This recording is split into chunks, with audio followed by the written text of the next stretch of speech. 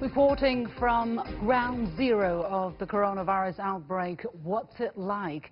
A CGTN journalist in Wuhan shares his account in our special series, Inside the Epidemic. And how are people helping from abroad? I'll talk to one Chinese American who organized a group donation of much-needed supplies to the region. And as more data collects about COVID-19, how to make sense of it all. Welcome to The Point, an opinion show coming to you live from Beijing. I'm Li Xin.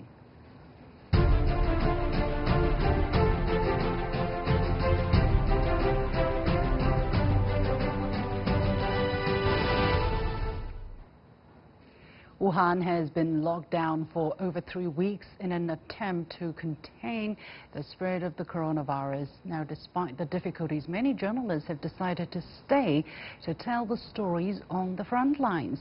Zhao Yunfei, a CGTN reporter, is one such journalist. He first arrived in the city before the lockdown took place and is still there. I'm pleased to be joined by Yunfei live from Wuhan. Yunfei, welcome to the show and thank you so much for joining us. I understand you have been there even before the city was locked down. What's the scale of the CGTN presence in Wuhan and how has it changed over the time? Lucien, we are now a team of about 20 people, and the most recent group of reporters or colleagues arrived just last night. So for a lot of them, it's basically a one-bound trip. As long as you touchdown in Wuhan, there's no way to travel out due to the city that has already suspended the outbound routes. So far, 8 group of on-camera reporters, and maybe we will have more, and maybe it's just 8 of us and stay till the end of the epidemic. For myself, I've been here since the beginning of January, and I have really witnessed the entire process of how this metropolis in central China turned to a quiet town. Wow. So what have been your focus and what kind of stories have you been trying to produce, and how do you keep finding fresh angles and new information? Yeah, as you mentioned, both fresh angles as well as information. So we have to make sure keeping date with all the updated news as well as, personal stories as well as investigation stories. We would like to first of all tell the facts to our general public, to the international audience, and second, focus on individuals, how the individuals have been affected by the epidemic, and third, we also need to serve as a watchdog to see how the government is behaving.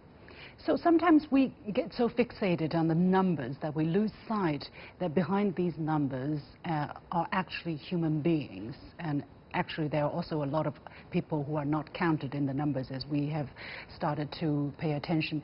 So what are some of the most touching moments you have encountered in your work, either which happened to yourself or which the numbers happening to other people? Yeah. Yes, the numbers is not only we're referring to the patients, but also, doctors and nurses, as well as other people who is serving for the general public, like the policeman, as like a delivery man, or the cleaning guys. So I think the most touching story is during the Chinese Lunar New Year Eve, we visited one of the hospital, and we seen how the nurses and doctors expend their Lunar New Year Eve in the hospital. We met a couple.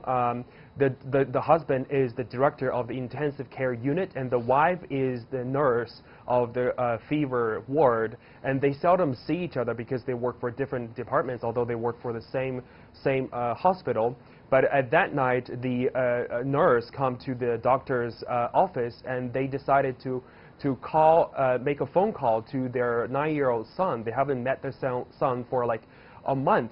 So at the beginning, they don't want to do that because, they deeply in the bottom of their heart, they think they owe a lot to their son because they haven't met for a long time. But in the end, they make the call and greeted Happy New Year. It's a very touching moment for me and my cameraman. We have it's a pleasure that we've witnessed the whole process. What about the fear factor? I mean, are you not afraid because you were so close to the virus and possibly to death? I don't know. when you are at work, you are a professional journalist. You never think about how you might get infected. Because we are really part of this. As I mentioned, the city is under lockdown, so there's no way to travel out, and all you could do is just to be with the rest part of the city, and you have already merged into the city, so there's nothing to be fear of. Okay. How do you talk about the negativity, the bad news side of the story? I mean, do you talk about them? Do you try to ask some questions, or are there any difficulties in your work where you try to talk to people, to certain authorities that you don't have access, and then what do you do? Well, at the beginning point, because people are lack of understanding about the novel coronavirus, and it hasn't boosted the awareness of people to take precaution measures. At that stage, people seldom talk about that, or people are very cautious in terms to talk about that. But as the situation develops, as the situation getting more severe, people has been, especially the government, has become more and more honest and transparent in terms of the current situation, because the government officials realize that they have to deliver the right message. And many hospitals do recognize that they're extremely in shortage of medical suits and gear.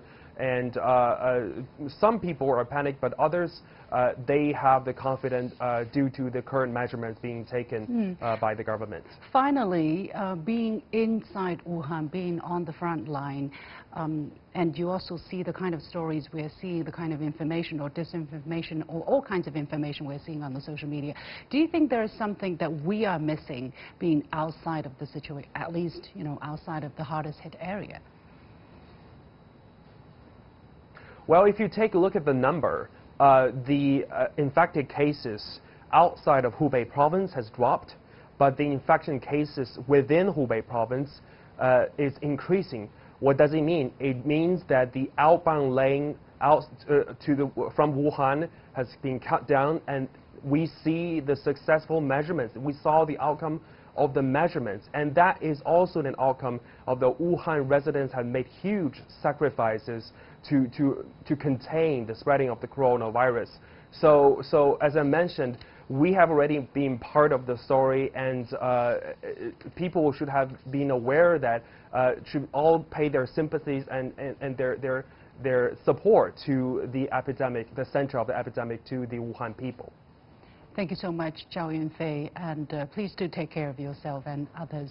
So that has been Zhao Yunfei, a CGTN reporter, my colleague in Wuhan.